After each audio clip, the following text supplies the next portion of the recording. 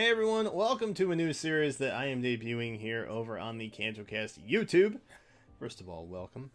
This series is called Pokemon Profiles, VGC. I might do some different profiles for different formats, but VGC is what I'm primarily focused on for the most part.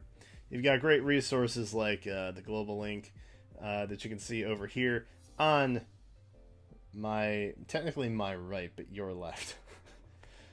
Which is why I pointed to the right. Anyway, so in this series, we'll just talk about the series, I guess, in general, since it's the first episode. In this series, I want to kind of highlight some underrated or underused or Pokemon that just aren't getting enough love in the format that could really put some damage in on the current metagame. And so that's kind of what the series aims to do. Try and give you guys some creative mons to add to your team.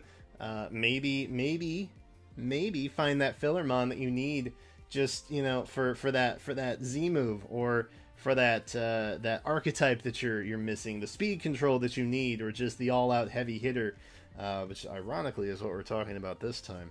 So first of all, I wanna go on record. That I wanted to introduce you guys to something that you might not be too familiar with in VGC, especially over the last several years. And I put it out on Monday that we were going to be doing Pokemon Profiles on Sunday with Nidoqueen. It's in the schedule. It is in the schedule. However, I had no idea that Nidoqueen would do so well at Oceania this past weekend. It literally just ended like hours ago. So I want to go on record saying I wanted to make Nido cool before it was cool. But we're looking at Nidoqueen anyway. So I guess that's fine. You can see the scroll happening up here, up in that general direction up there. So the scroll is basically there to let you guys know why Nidoqueen, or why the Pokemon that we're profiling would be good to use. And as you can see there, Nidoqueen has a great move pool, a fantastic ability, decent stats, and it runs multiple items extremely well. And we're going to touch on all those points, but first, let's take a quick look at Nidoqueen on the Battle Spot ladder usage. So this is the current season. This is Season 8 on the Championship ladder on Battle Spot. And as you can see, it's not being run very often. Nidoqueen has a deep move pool far beyond those 5 attacks, which a lot of Pokemon get regardless. You can immediately see though that number one thing is Earth Power, as is Ice Beam and Sludge Bomb. Probably the more common moves you're going to see on Nidoqueen because it handles other ground types well, especially that pesky Landorus. And Earth Power, that single target ground attack. There's another reason why these attacks specifically are being used, and we're going to cover that when we look at Nidoqueen's hidden ability, its special ability, in a bit here. But I mean, like the natures, you got Modest, Quiet, Held Item, Life Orb, Assault Vest, criminally underutilized. Nidoqueen is criminally underutilized. Most of the time, well, I would say most of the time, but as you can see, it's only been defeated by 7 different Pokemon. It doesn't even have a top 10 Pokemon that have beaten it. Only these 7 Pokemon have seen a Nidoqueen and vanquished it in battle on the Championship ladder on BattleSpot. So it's obviously not seeing a whole lot of usage on the ladder. That's what that's telling me. However, it is getting a lot of knockouts. As you can see over here, we got Sludge Bomb and Earth Power and Ice Beam being the big knockouts. Shout out to that one person who was running Stone Edge, evidently has not had any knockouts with it. But look at the things it's knocking out. It's knocking out Landorus, Persian, Tapu Fini, Mimikyu, Incineroar, Aegislash, Whimsicott, Torkoal, Tyranitar, Azumarill. Fam. I mean, we're looking at some serious top 30 contenders here that Nidoqueen is just outright vanquishing. Why is it doing that, and why aren't more people using it? I'm sure more people will use it now that it had such a fantastic... Or Nidoking had a fantastic run into Oceania. Nidoqueen did not. But I think people will start seeing the way of the Nido after Oceania for sure. There you go. I mean, it's tackling so much of the top. It's tackling so much of the top, you guys. It's absolutely ridiculous. Let's look at Nidoqueen specifically. So Nidoqueen here, you can see, is ground poison typing. Always very important to note. The typing. I don't think it has any quad weaknesses off the top of my head. Its typing does allow it to take a hit on some things that would be resisted, like grass attacks, for example. It's now neutral because it also has that ground typing. But I don't think it has any quad weaknesses, not that I'm aware. So let's first of all look at its ability. That's the important thing here. It informs the move pool, it informs the stats, it informs the item. Everything comes down to the ability Sheer Force. Sheer Force is so good, you guys. Sheer Force is probably my favorite ability in the game, period. I'm claiming it now. Sheer Force is my favorite ability in Pokemon, hands down. So what it does is this Pokemon's attacks with secondary effects have 1.3 power boost. So basically you get a free life orb, in case you're wondering what that means. However, the effects are nullified, so you don't get those secondary effects. So for example, something like Earth Power, which is probably super duper common here. There you go, Earth Power. Look at that. So it has a 10% chance to lower the target's special defense by 1 stage. What that means is now you don't get that effect. You don't get that effect. However, you get a 1.3 boost onto a base 90 single target ground attack. Whoa, that's a lot of damage. That's a lot of damage. I mean, if you look at some of these attacks, man, like, we are looking at so many things with secondary effects. Flamethrower counts, Fire Blast counts. You actually get a lot of the beams and the bolts. You get Ice Beam, you get Ice Punch if you want to run physical. You don't have to. Poison Jab. It gets Outrage, which is interesting. You don't get a Sheer Force boost from that. I just thought that was kind of, curious. Rock Slide, you would technically get the boost. That is Sheer Force friendly, as it were. Sludge Bomb is, Sludge Wave is. I don't know if you want to use Sludge Wave. Probably Sludge Bomb is the better play there. And you get Thunderbolt. Oh my goodness, you guys. This is absolutely crazy. Now, it's important to note that Sheer Force doesn't work on effects targeting the user. So, you might think, oh, dude, Physical Nidoqueen with Superpower. It doesn't work like that. You're still going to have your attack and defense lowered by 1 stage. And you won't get that Sheer Force boost. The secondary effects are target-based, not self-inflicted. So that is important to know. If you're not too familiar with Sheer Force, that is an important distinction to have. Blizzard! It gets a boost from Blizzard, you guys. If you put it on a Alolan Ninetales team, which honestly isn't that bad if you think about it, it gets a Blizzard boost from Sheer Force. That is insane. That is absolutely crazy, man. So, I mean, you can just see the move pool on this thing, dude. It is absolutely ridiculous. Ridiculous.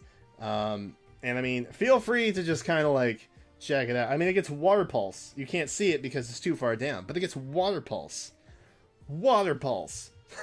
It's going to give a boost to what? Like, Nidoqueen has such a cool move pool, man. And I love the fact that Nidoqueen has such a deep move pool. That's one of the first things I look at when I'm rounding out my team, is how many Pokemon on this team do I have that can use attacks diversely? Because that is a Pokemon that fits well. Kind of like Hydreigon. If you're familiar with Hydreigon at all, it has a fantastic move pool that gets a lot of different attacks. Its stats are amazing. Its ability is pretty great with Levitate. But one of the great things about Hydreigon is that it gets to use a Z Crystal with all of those deep move pools. And Nidoqueen gets the same advantage. All these moves you could Tech Rage if you wanted. Whoa! Like, there's so much you can do with Nidoqueen. It's ridiculous. It can run pretty much any Z Crystal. Like, that's legitimately how deep its move pool goes. But if you're thinking about items specifically, Z Crystals is definitely one of them. Sheer Force if you didn't know, I'll give you a hot tip right now. There's this little item called Life Orb that you're all probably pretty familiar with. So Life Orb is also going to give a 1.3 damage boost. However, it normally causes you to lose 1/10 of your max HP after attacking. However, Sheer Force considers that a nullified effect. I don't know why, but it does. So you're no longer going to lose your HP. You are, however, going to get that boost. So now you're getting 2 Life Orbs for the cost of nothing. Whoa. That's a pretty big deal, man. I mean, so other things you could do with Nidoqueen, if we look at its stats here, like obviously it's good with a Choice Scarf. You could Specs it. You could even use Assault Vest. I think Assault Vest and Life Orb are the only things on on the Battle Spot rankings right now. So that's kind of, you know, that's interesting at least. But I mean, dude, this thing, it loves a Scarf. It loves Life Orb. This thing loves Tailwind support. You could run it in Trick Room, right? So if we go quiet, for example, let's make you quiet. There we go. And let's make sure we breed for 0 speed IVs because we want that bare minimum speed. That's a 72 point speed. That's not a lot. That's not a lot. I think Torkoal is 22 if it's quiet and has no investment, or you make sure you breed it to have 0 speed IVs, like stuff like that. So I mean, Torkoal has a base speed of 20, right? And Nidoqueen's sitting up here with a base speed of 76. And there's only a 50 point difference between the two after it's all said and done, which is pretty darn cool. I wouldn't run Trick Room. And the only reason I bring that up is because on the Global Link stats site, it does say something about a quiet Nidoqueen. We looked at that nature real quick. This is KCB telling you probably don't do that. You could run. I mean, you could run. It's possible. It's absolutely possible to run Nidoqueen. But honestly, Nidoqueen loves the Scarf. She loves Tailwind support, if you can get that up. Nidoqueen loves to have a supporting cast. If you're going to put it on your team, you need to remember that Nidoqueen, she doesn't solo. She got to have a good supporting cast. And that is mainly in the realm of speed control. Nidoqueen does a lot of things fantastically, but speed control is not one of them. Alright? So, like, does Nidoqueen get Icy Wind? I don't think so, but she might. She does. Alright, just kidding. She has speed control too, but that is going to be nullified. So, if you run Sheer Force, you're not going to lower anybody's speed. So don't run Icy Wind, actually. No. Nope. Wag of the finger. Don't do that. But either way, man, I mean, look at these stats. Base 90 in HP. You could run the physical Nidoqueen if you wanted. I recommend against that just because of how common Intimidate is. You're better off going heavy in the special attack investment and not risking the -1 attack stat drop from Intimidate. That's just my 2 cents. Base 87 defense, base 85 special defense, 76 in speed. We already kind of talked about that, and 75 in special attack. Oh my goodness. Now, you might think that's not a lot, but after you start getting these sheer force boosts, it's going to add up, you guys. It's going to do a lot of damage.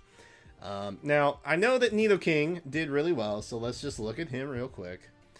We'll compare the two. Because I'm sure, it also gets sheer force, which is a very good ability, as I've been saying. I love sheer force.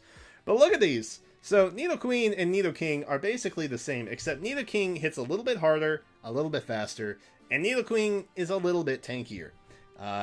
You can see they have about 10 points worth of difference in each of their individual stats. So, personally, when I run them on... Oh, they do. They have exact... Oh, no. Speed. Speed's only 9. As is HP. Close, though. Relatively 10. I like to run things that are a little bit bulkier when I'm playing VGC, because that benefits my playstyle a little bit better. You might not. Nidoking might be more your style. But we're talking about Nidoqueen right now. Gosh darn it. And Nidoqueen's going to hang along just a little bit longer because of those slightly buffed defensive stats. That being defense, special defense, and HP. Now, what you got to remember is sheer force is going to amplify your damage by 1.3. Do you need that much offensive prowess? If you do, I guess go Nidoking. However, Nidoqueen is going to probably get those KOs just as easily, but also stick around a little bit longer and maybe take a hit where Nidoking couldn't. That's the beautiful thing about Nidoqueen. You can invest in its bulk or its build however you need to fit your team. It's a beautiful, beautiful thing. So I feel like I've been lobbying for Nidoqueen this entire time, and I relatively have. But I hope you guys have a little bit more insight into Nidoqueen as the Pokemon. Obviously, in the realm of Tapus, Nidoqueen is a fantastic addition to any team, because when you see a Tapu, you're like, oh, I better have something with a poison attack. You do! Now you do! And it's stab, and it's sheer force boosted. Boom. Problem solved. Just make sure that Nidoqueen has the right support on your team. Mainly speed control. I like Nidoqueen in a fast environment, so Tailwind, or you can Scarf it, or you can wear them down slowly with like Icy Winds or Electro Webs or whatever. It is important to note that Nidoqueen needs the right speed control support. That's kind of the only flaw that she's got. But, great move pool, fantastic ability, decent overall stats, and you can run a multitude of items. Assault Vest Nidoqueen might be another sleeper that you might want to check out. But if you're going for maximum damage output, definitely take a look at that Life Orb. That's it. That's all I got for you guys. I hope you enjoyed this first episode of Pokemon Profiles. Let me know in the comments if you like something that you think is maybe kind of obscure and people don't really utilize it well, or see the potential that the Pokemon has in VGC. Let me know if there's a Pokemon out there that exists for you, and I might cover it on a future episode. Who knows? We might look at Shuckle at some point. Probably not, but maybe. Oh, Shuckle. Anyway, thank you guys so much for watching. I hope you enjoyed and you learned a little something. Leave a like if you did. And as always, I'm Blue, and I will catch you next time on an all-new episode of something that I do somewhere on the internet.